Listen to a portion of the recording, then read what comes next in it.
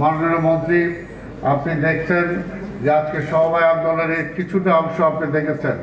আমি বিশ্বাস করি যে আপনি যদি সত্যিকার অর্থে টোটাল সমবায়টাকে আপনি গুছিয়ে নিয়ে সামনের দিকে এগিয়ে নিয়ে যান, তাহলে মাননীয় প্রধানমন্ত্রী যারা চাচ্ছেন এই দেশের মানুষের ভাগ্য পরিবর্তন করতে, তাহলে 5 বছরের মধ্যেই এমন অনেক কিছু করতে পারবেন যেটা তারা 20-25 বছরে করতে পারে না।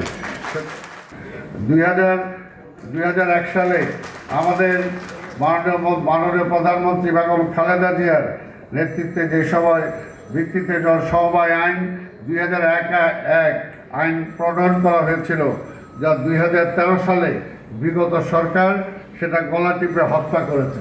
হত্যা করার কারণেই আজকে সমবায় আন্দোলনটা মুখ থুবড়ে পড়ে আছে।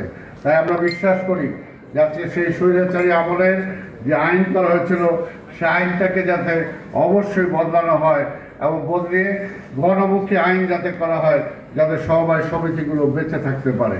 যে আজকে বাংলাদেশের সমবায় আন্দোলনটা যদি গড়ে তোলা যায়, অর্থনীতিতে দ্বিতীয় সেক্টর আপনার হলো সমবায়। আপনার রাষ্ট্রের কোনো টাকা লাগবে না। এই মানুষ কিন্তু নিজেরাই টাকা দিয়ে নিজেদের অর্থলগ্নি এখানে করে। যদি সরকার যদি তাদের কিছুটা সহযোগিতা করে, কিছুটা লোন দেয়, তাহলে কিন্তু সারা বাংলাদেশের গ্রামের অর্থনীতিটা জেগে উঠে, যেটা আজকে মাননীয় প্রধানমন্ত্রী যেটা চাচ্ছেন গরিব মানুষদেরকে সহায়তা করতে।